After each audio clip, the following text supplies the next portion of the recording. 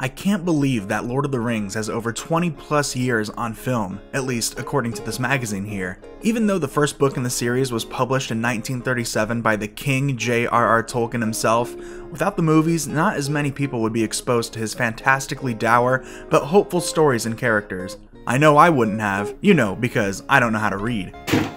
But then I got to thinking, if there have been 20 plus years on film, how many years does the series have on games? According to Wikipedia, the first Lord of the Rings game to come out was The Hobbit for the Commodore 64 and pushing against the enemies despite the odds. Well, my friends, I will tell you, this game is none other than The Lord of the Rings, The Return of the King, the video game.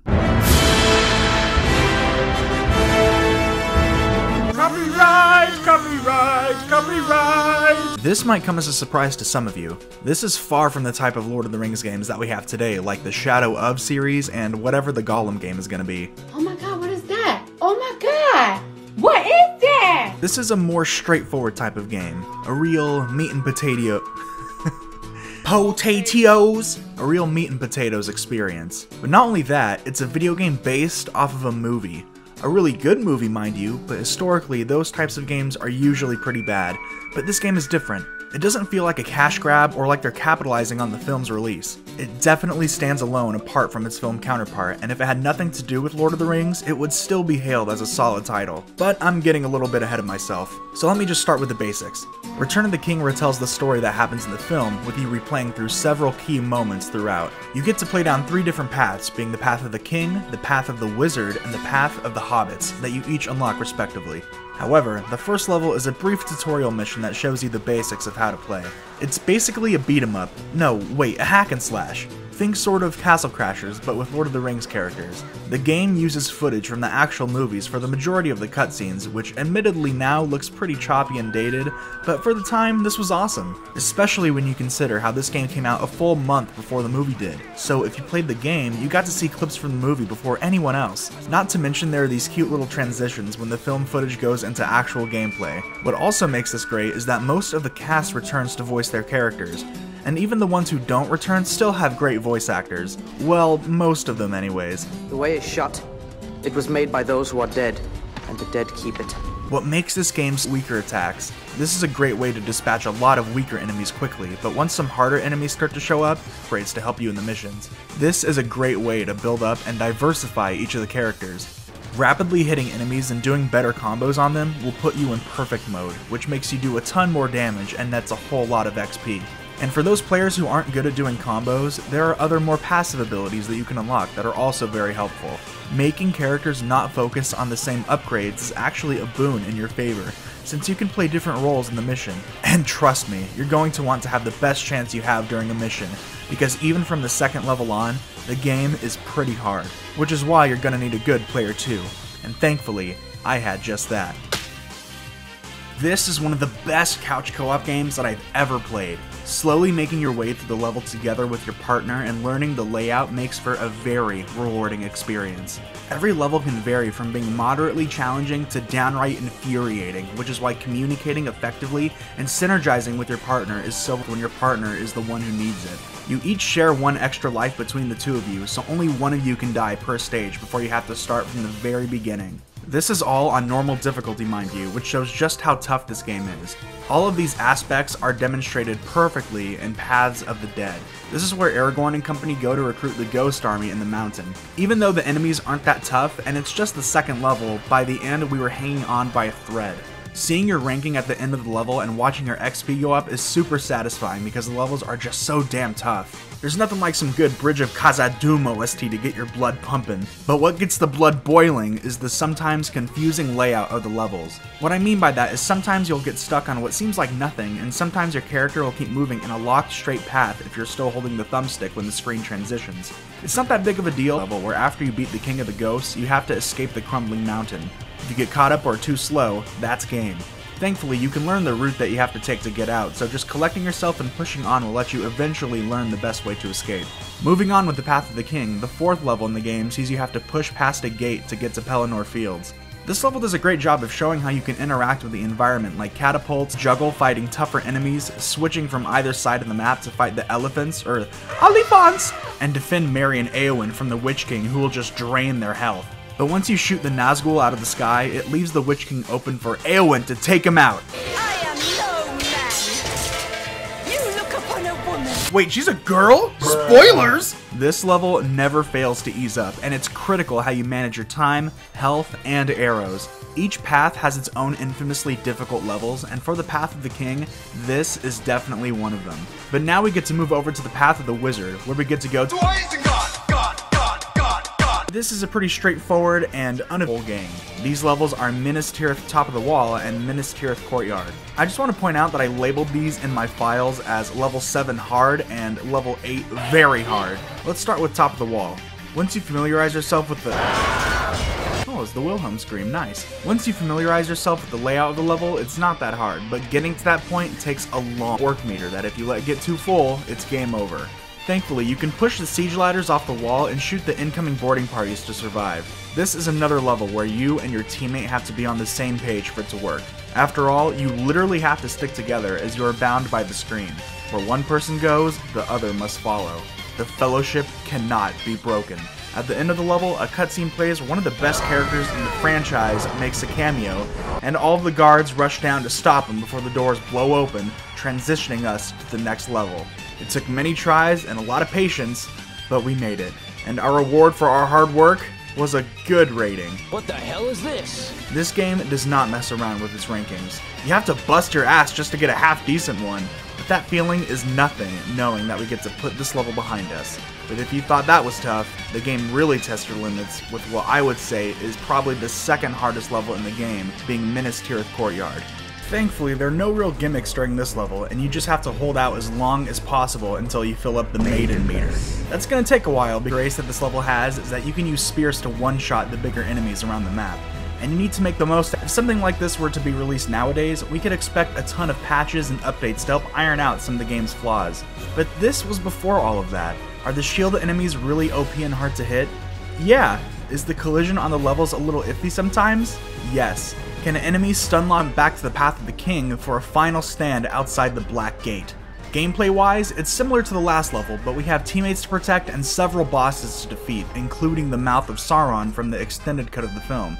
That's kind of neat. I can imagine some dude seeing him in the game, and then when he never shows up in the movie, he's all, "Oh, where the fuck is Sauron's mouth?" But in the end, he dies like a bitch in the game just the same. And once you beat them, you have to fight 3 ring wraiths, which parallels the scene from the first movie with Frodo and the gang on the precipice. This is a lot that the game throws at you, but if you work together and persevere, you will prevail. After that glorious fight, you're rewarded with one of the coolest cutscenes that even rivals the movies.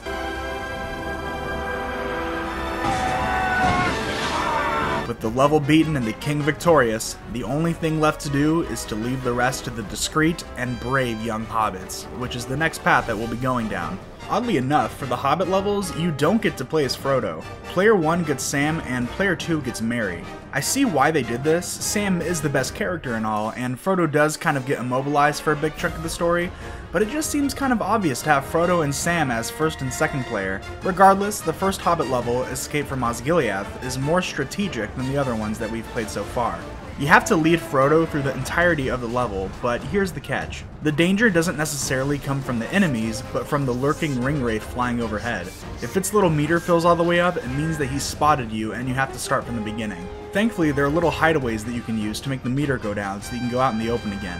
I really like how this level uses the fact that both of these characters by this point are level 1, so they can't throw too many difficult enemies at you. The ones here are placed so that they're more in your way than anything, so that they can block you from the Dark Rider. Just because the enemies aren't the main focus though, doesn't mean that you don't need to kill them, because for the next level, you're going to want to be as high of a level as you possibly can. That's because we're going into Shelob's lair.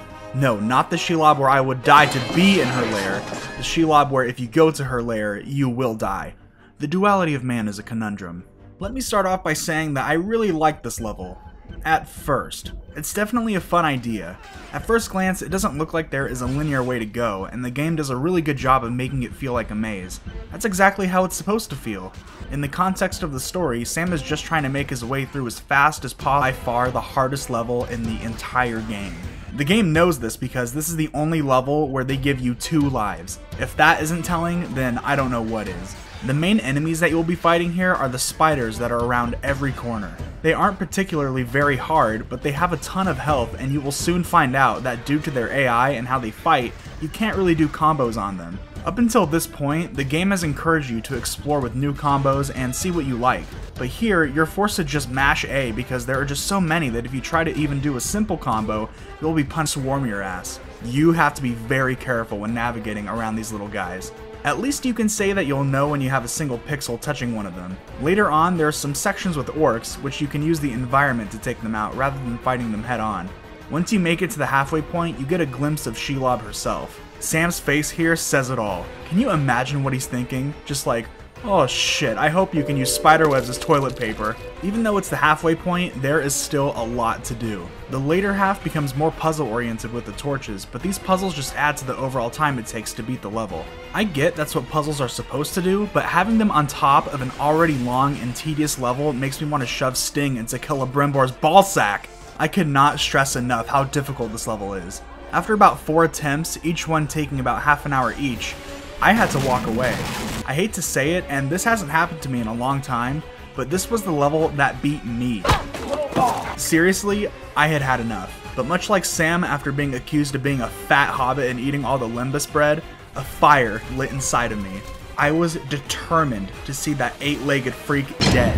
So the next day we navigated back through the spider-infested maze, pushed past the straggling orcs, and finally made it to Shelob. And what Sam says in the cutscene perfectly captures how every player is feeling at the time. I'm here, Mr. Fun!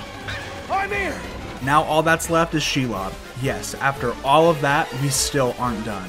Shelob is basically one big enemy, and you have to fight her the same as you would any other one. However, she's super tough, tanky, and deals a lot of damage. If you don't have your 2 lives at this point, it's going to be an uphill battle. Once you get her health low enough, she climbs and hides inside of a wall and sends spiders to attack you. Now you can shoot her down from her hiding place, but it's best to deal with the ads and hope for a health drop. Once you kill all the enemies, she'll jump down anyway. During this fight, Sam's dialogue is awesome. I squished your children! It's clear that he's fed up with this mission just as much as we are. Having one player get her attention and spamming the parry button while the other one wails on her is an okay strategy, but honestly what works best on her is just spamming A like with her babies. It feels like this battle is a big tug of war. Every time her health drops a little lower, she runs off and hides again even though she just got back. Plus, once she gets to about half, she starts plowing through the stage like a steam train. You just have to try your best to stay out of her fucking way. This is where you start to think, oh my god, I don't know if I can get through this. Remember, if you die here, you have to start all the way back from the beginning. But who's going to endure? You, or a fictional spider from a video game from 2003? We managed to whittle our health down to a couple last hits. We're both out of lives and hurt very badly. This is it. We have to beat her right here. Come on. Come on, don't get hit. Fucking spam A. Yes! Finally! Oh my fucking god, we did it. Screw that level. And we got a fucking excellent. Give me that shit. Seriously, this level is infuriating. It wouldn't be so bad if the hobbits weren't such a low level, but this is only their 2nd mission. Plus, this level and the previous one are not the best for grinding XP. Doing this at such a low level with no checkpoints and with so many hazards is seriously impressive, and I respect anyone who's beaten this. This is so amazing that you could put it on a job application and your chances of getting hired would be multiplied tenfold. You got the job! You got the job, buddy! Whew. I gotta calm down. Thankfully, the next level is leagues easier than this. It's just a straightforward progression, kind of. You need to kill at least 80 orcs in order to progress into the next stage. It is fun to use the traps that are set around though to uniquely take care of them. You do have this tougher enemy at the end, but once you shoot the ballista, it's a cakewalk. Now you just gotta cross the bridge and... What happened? Like, seriously, I took my eyes off the screen for a microsecond and we lost. Well, if you don't cross the bridge at the same time, it crumbles beneath you and you lose, without any warning. Well, gee, thanks game for making my life harder. So we get back there, cross the bridge at the same time, and we actually have a boss for this level too. This time, it's the guy who wanted to take Mithril from Frodo. You have to throw these javelins at him in order to do damage. It only took us 2 tries, and thankfully, there is a checkpoint. But the world. That's something that this last level has going for it. Essentially, it's just a boss fight, but it definitely comes with its challenges. But before I get into that, I just want to say that this game's cutscenes are still strong all the way until the very end. The goal here is to try to get Gollum near the edge of the cliff, where you can then push him off and stab him in his fingers.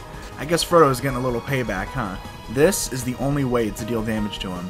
You need to also watch out for the falling rocks and then later the falling lava, but thankfully there's a set pattern that the hazards follow, so it shouldn't take you more than a couple tries. But with one final push from one hobbit to another, Gollum falls and the ring gets destroyed. Our hardships are over, and we can finally put this quest to an end. But not quite yet. This game has a whole bunch of bonus content that we can chew on, so let's check that out now. Once you beat the game and master Sauron's army, we unlock 3 extra characters, being Pippin, Merry, and Faramir. This whole time, Merry wasn't really a character that we had just had to use him for the co-op missions. Faramir is just a reskin of Aragorn, but he's still fun to use, and Pippin is really just Merry, but at least you can say all 3 of them are voiced by their film actors. Sprinkled throughout the game, you can unlock several interviews and a behind-the-scenes look of the making of the game. Some of these are really funny, and any fan of the film would love to see these. I especially like this one called Hobbits on Gaming, where the cast just rips on each other for being scrubs. Beat him 3 times in a row. Billy's getting better, but he's not great. Billy is awful. One of the worst game players of all time. Now you can replay through any mission with any character. You can go back to Shelob and decimate with Gandalf, or you can replay Pelennor Fields and save yourself as Merry. The choice is yours, but the most fun thing to do is to play the Palantir of Saruman. This is a simple mode where all you do is keep on fighting waves of enemies until you win, or until you die. Each wave gets harder and harder, and I want to share this IGN guide from 2004 that I found to be hilarious. Wave 1, simple fighters. Wave 5, use the same strategy as before. Wave 16, a walk in the park. Wave 20, hard. No other way to put it. This is where all you've learned comes into play. He wasn't kidding around too. Wave 20 and even the ones leading up to it will push you, but this game mode is so great because you get to reap the benefits of having maxed out characters and get to see what they can do. Like for Legolas, his final arrow upgrade has him fire 2 arrows at once, and you can just sit back and spam that shit. And if you use him right, Gandalf will make the last wave so quick that you'll be there and back again to the menu in no time. The Return of the King video game is the best Lord of the Rings game because it has such a strong co-op experience. Some of the footage I captured got corrupted, so I had to replay a few of the missions by myself, and what I found was a totally different experience. Managing the flow of combat might be a little easier by yourself, but what really hinders this experience are the several checkpoints that you get in the missions. Yeah, in single player, there are checkpoints all over the place. Like, what the heck? This takes away a lot of the challenge that's present while playing co-op. Struggling and even failing during a mission, while it can be frustrating, is so much more rewarding. It really feels like it's you and your partner against the world, and not many games feel like that anymore. This feeling of fellowship and reliance on your player 2 fits perfectly with the theme of the story that's being told, and it's the best way to play. Even if you don't have a player 2 though, Return of the King stands tall as the best Lord of the Rings game. Its fluent combat, memorable levels, and care from the cast and developers are all prime reasons to try this game out if you haven't for yourself. You won't be disappointed. Jeez, that's a lot of high praise. You know, who made this game anyways? EA Games. Challenge everything. Well, you don't see that every day. Thank you so much for watching, and I hope that you enjoyed the video. Be sure to leave a like if you liked it, and a dislike if you disliked it. I would also really appreciate if you considered subscribing so we can build our own fellowship. But I want to hear what you think. Have you ever played this game? What do you think the hardest level is? Let me know in the comments below. Whether you like, comment, or subscribe, you don't have to do any of those things. What you do have to do is have a nice day. That's gonna be it for me. Take care, and remember all the things that you can do with potatoes. Peace!